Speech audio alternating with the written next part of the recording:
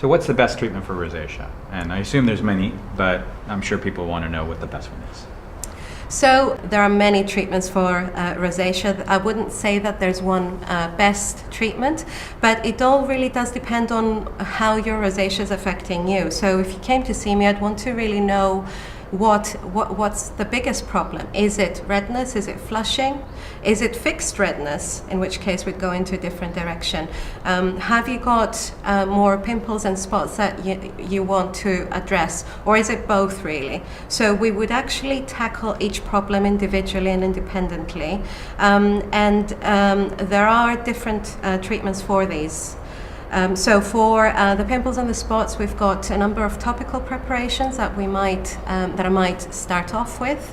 There are now new topical preparations that can work as well as antibiotics, which we use a lot of as well. But everything has its place.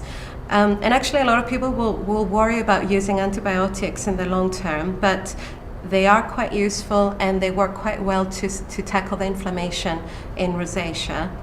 But in addition to that, there's also things that I can do to help with the redness and the flushing, and there's actually a fairly newish treatment that can help with this redness, and it comes as a gel, which can be extremely useful, especially if you've got that big meeting coming up or a presentation and you don't want to suddenly become red during that talk or presentation.